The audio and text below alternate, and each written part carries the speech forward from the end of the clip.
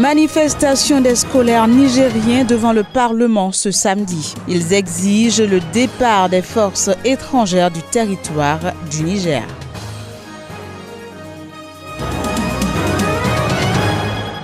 Même registre au Mali, associations et mouvements de jeunes ont manifesté contre l'ingérence de la France dans les affaires internes ce samedi.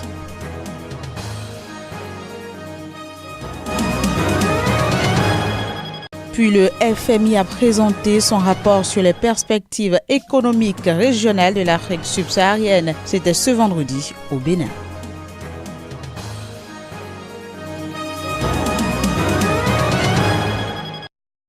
Dimanche 26 mai 2019, bienvenue à toutes et à tous. Je l'annonçais en titre, au Niger, les scolaires ont manifesté ce samedi à la place de la Concertation devant le siège du Parlement.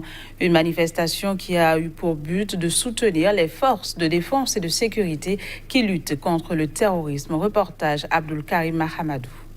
Depuis l'embuscade de Tongo Tongo qui a coûté la vie à 28 soldats nigériens à la poursuite d'un groupe de terroristes qui a attaqué la prison de haute sécurité de Kout-Kalé, les Nigériens sont très remontés contre la présence des bases militaires étrangères au Niger. Ils sont nombreux, dont les scolaires nigériens, à l'initiative de cette manifestation, qui pensent que l'État du Niger ne donne pas des moyens conséquents aux militaires nigériens pour assurer la sécurité du territoire.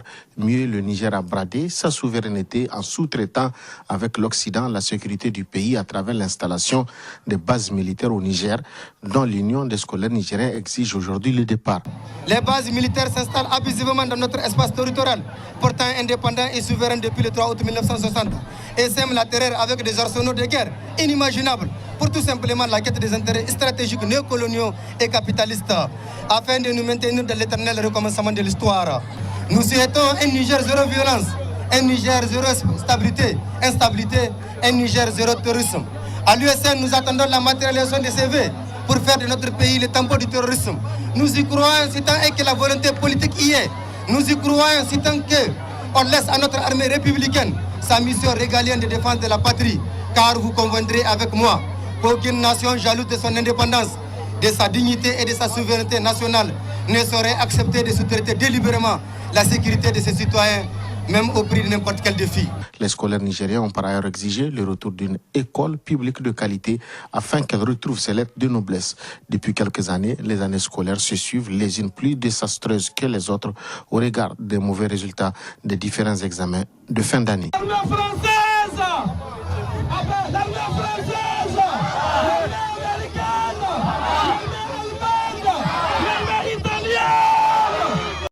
Autre manifestation, mais cette fois-ci au Mali, où plusieurs associations et mouvements de jeunes ont manifesté contre l'ingérence de la France dans les affaires internes de leur pays ce samedi. Cette lutte qu'ils mènent depuis 5 ans prend désormais une autre tournure. Le point avec Alima Bentouré. Macron, le gouvernement français, le dirigeant. C'est un meeting des associations et mouvements de jeunes de tous bords politiques dénonçant l'ingérence de la France dans les affaires internes du Mali. La France est mise sur le banc des accusés par une jeunesse qui dit ne plus vouloir d'elle sur son territoire. Tout est visible. Actuellement, il y a plus de 20 000 soldats étrangers au Mali pour un seul problème, pour un seul pays. Et le problème n'est pas encore résolu. Il y a toutes sortes d'avions militaires au Mali, toutes sortes d'armements. L'ennemi est connu, mais l'ennemi n'est pas neutralisé. Qu'est-ce qu'on peut dire ? Il n'y a pas de secret, tout est visible. Nous demandons seulement à la France de plier ses bagages et de rentrer. Nos soldats maliens ont la solution, la population malienne a la solution. L'acte 1 a été posé l'autre jour par une conférence de presse. L'acte 2, c'est le meeting. L'acte 3, ça ne serait pas une surprise. Pour chaque soldat malien tombé, nous allons brûler une station totale. Selon ces jeunes maliens, le terrorisme est un prétexte inventé par la France pour justifier sa présence au Mali. Quand la France venait, c'était pour lutter contre Ansardine. Ansardine, c'est HCA qui est une composante de la SEMA aujourd'hui. Al-Gabas Agintala est leader de Ansardine avec ses troupes qui composent la SEMA. Donc ça veut dire que les mêmes terroristes pour lesquels la France est sur notre territoire se trouveraient casés avec un autre nom HCA et qui a été négocié à Alger sous la pression de la France avec nos autorités, signé un accord et la même France, à travers son ministre Jean-Yves Le Drian, avait dit qu'il y a une connexion entre les terroristes et la CEMA à travers le HCA. Donc vous voyez que c'est la France qui prend les terroristes, il leur attribue un autre nom, une autre Europe, pour aller négocier avec nos autorités et signer un accord qui ne peut pas être appliqué. Donc ça, c'est un jeu que l'opinion nationale et internationale doit comprendre et nous devons dénoncer pour que même le peuple français comprenne ce que son gouvernement est en train de faire. Ce n'est pas la première fois que ces associations et mouvements de jeunes manifestent contre la présence française au Mali. Ils disent continuer leur lutte jusqu'au retrait total de la France du Mali. Ce journal se poursuit. L'homosexualité est mal vue dans la majorité des pays africains où les lois sont extrêmement répressives contre les personnes homosexuelles.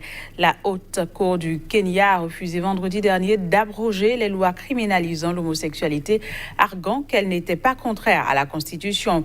Une décision saluée par le Forum du justiciable Sénégal. Le mouvement de la société civile estime que l'homosexualité n'est pas conforme aux valeurs sénégalaises et africaines en général. Suivons plus tôt. Aujourd'hui, le Sénégal n'est pas prêt pour dépénaliser l'homosexualité parce que tout simplement, l'homosexualité, en tout cas, ne rime pas avec nos valeurs et nos réalités. Donc, vous savez, du point de vue même religieux, aujourd'hui, on ne peut pas se permettre quand même de dépénaliser l'homosexualité. En tout cas, le Forum du justiciable fait partie des gens qui pensent qu'aujourd'hui, le droit doit être tropicalisé. Parce que, bon, c'est vrai que nous avons signé des instruments internationaux, des conventions internationales, mais aujourd'hui, nous sommes des Africains, nous avons une réalité. Maintenant, il faut adapter le droit par rapport au vécu quotidien des populations. Donc, on ne peut pas accepter aujourd'hui, quand même, de copier des législations qui ne sont pas les nôtres et de les appliquer sans pour autant l'appliquer par rapport à notre réalité. Vous savez, aujourd'hui, le droit sénégalais, c'est du copie conforme du droit français. Mais c'est bien beau de copier, mais quand vous copiez, il faut essayer de l'adapter, de le tropicaliser par rapport à notre réalité. La mort d'un nouveau-né continue de susciter la colère et l'indignation auprès des populations de la ville de Mouyouka, région du sud-ouest camerounais.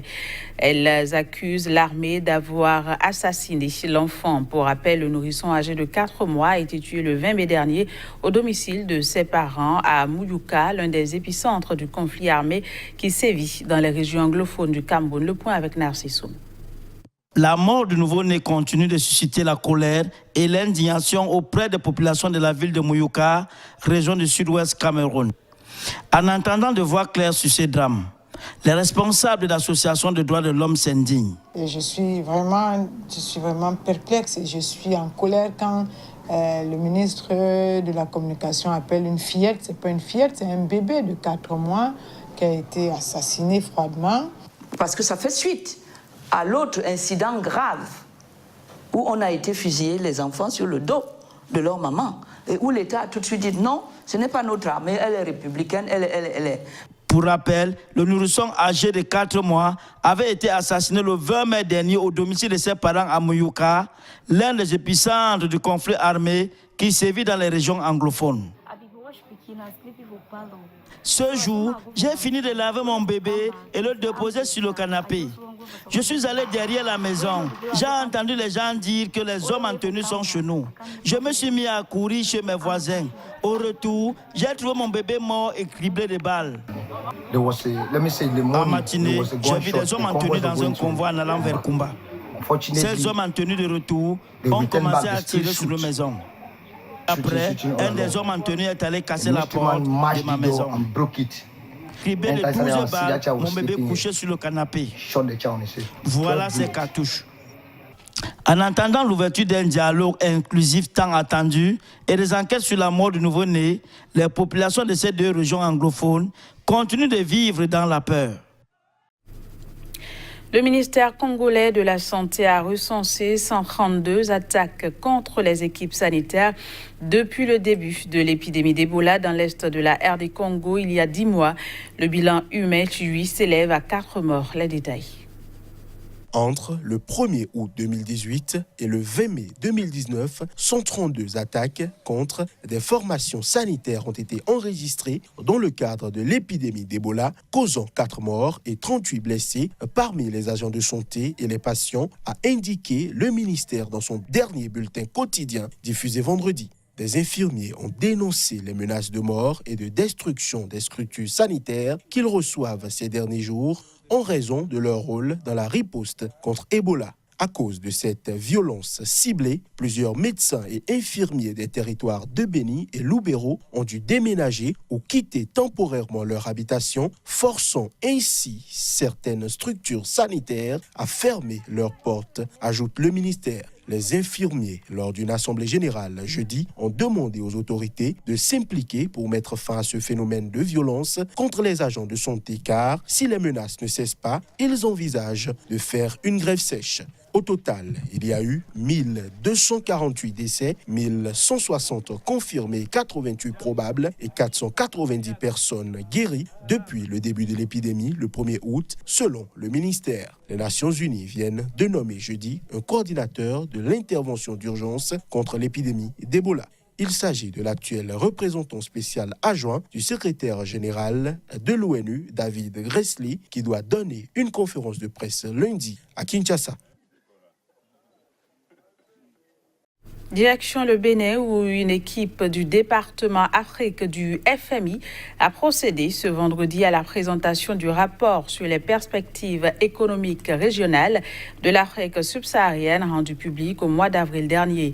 Le dit rapport annonce une poursuite de reprise économique dans cette région, mais dans un contexte de grande incertitude. Voici les précisions. Lancé au mois d'avril dernier, le premier rapport 2019 du Fonds monétaire international sur les perspectives économiques régionales de l'Afrique subsaharienne a été présenté vendredi à Cotonou.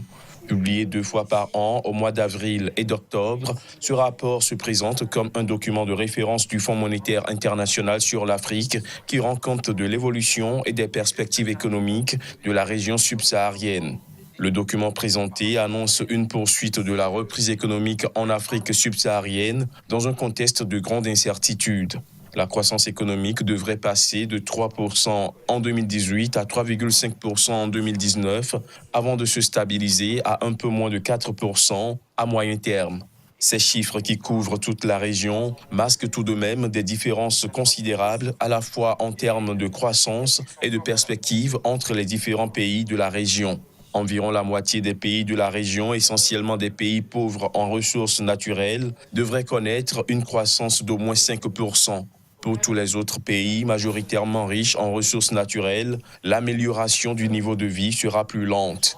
Selon le rapport, les pays de la région ont tous la nécessité d'accroître leur résilience et de générer une croissance plus durable, plus élevée et plus inclusive. Pour relever ces défis, le Fonds monétaire international recommande entre autres d'accroître la résilience des économies au choc en augmentant les recettes tout en adoptant des politiques visant à stimuler la productivité et l'investissement privé. Voilà, c'est sur cette note du FMI que s'achève ce journal. Merci de l'avoir suivi. Au revoir et à très bientôt.